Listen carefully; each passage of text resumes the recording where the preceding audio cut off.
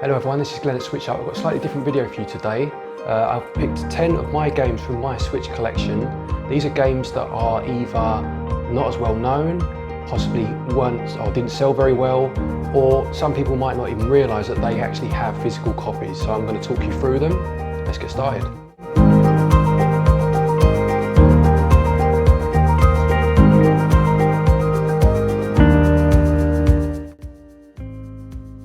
First game I want to show you is a game called Happy Birthdays. A bit of a strange title for this one. This was actually a Father's Day present from my little girl.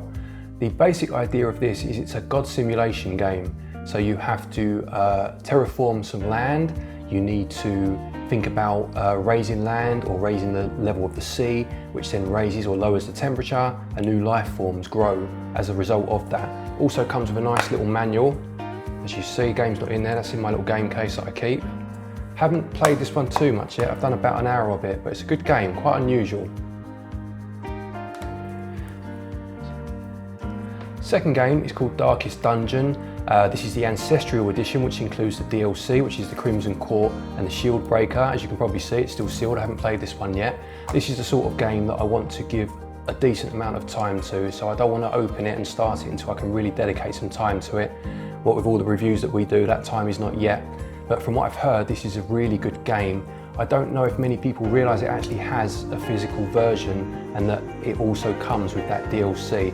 This game goes for about £30 physically, which is not a bad price actually considering what it goes for on the eShop.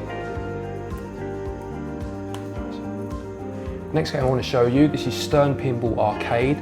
I really like pinball games, and there are a couple on the Switch at the minute, and they use the free-to-play model, which is that you can download the game for free and that you sometimes get maybe one table for free and the rest you have to pay for. This comes with every available table included as a base price. I think this game goes for as cheap as about £20 now, I'm not sure what it would be in dollars.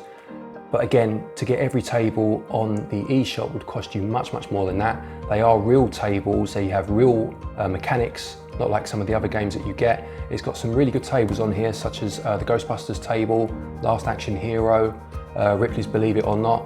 This is a very good game actually, and for the price it goes for now, I'd highly recommend this one. Okay. Next game is a game called This Is the Police.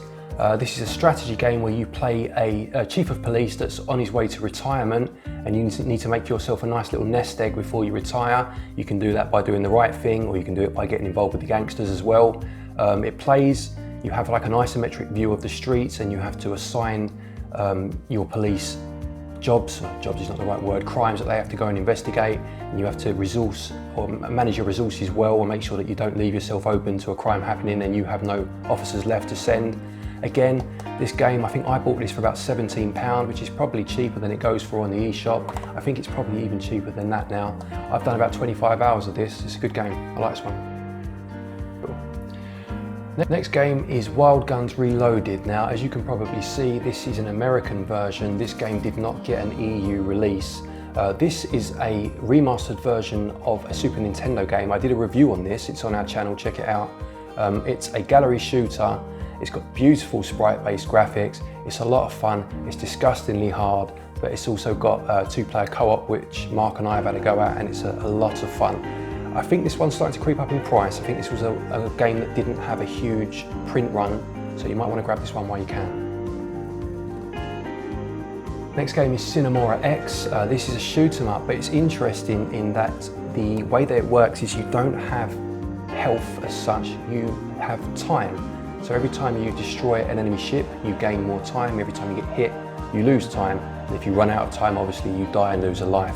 Again, this game, I think I got this for about £17, give or take, when I bought it.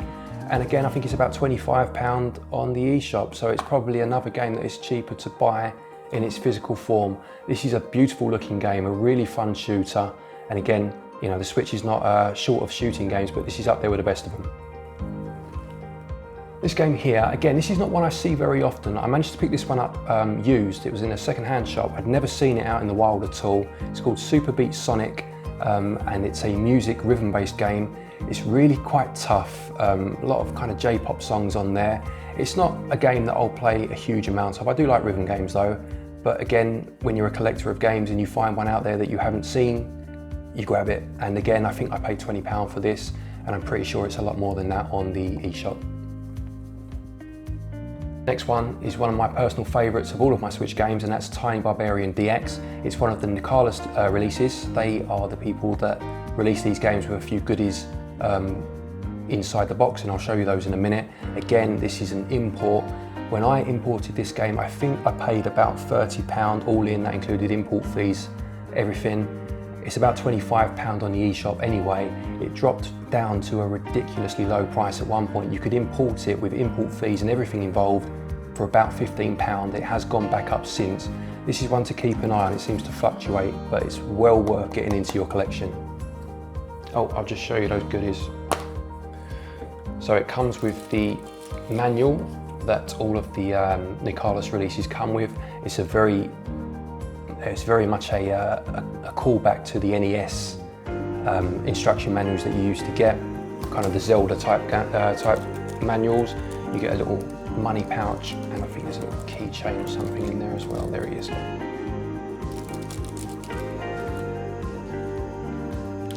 The final two I'm going to show you together, because these are from a company called Super Rare Games. I hope you can see that, they've still got the seal on them. Super Rare Games are a new company, and they are a British equivalent, if you like, to limited run games. And their first two releases are Human Fall Flat and The Flame in the Flood. So I've picked both of these up.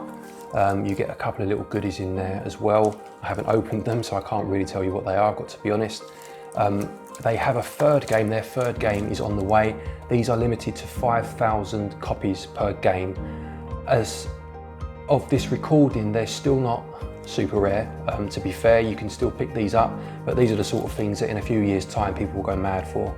So if you want to have a look at these, check out Super Rare Games. Many thanks for watching this video. I hope you liked it. This is the first time we've done anything like this on the channel. If it's something you'd like to see more of, let us know in the comments below. Apologies for things such as the glare. As I said, we're still learning when it comes to videos like this. And if you want to see more, let us know and we'll strive to improve next time. Happy gaming.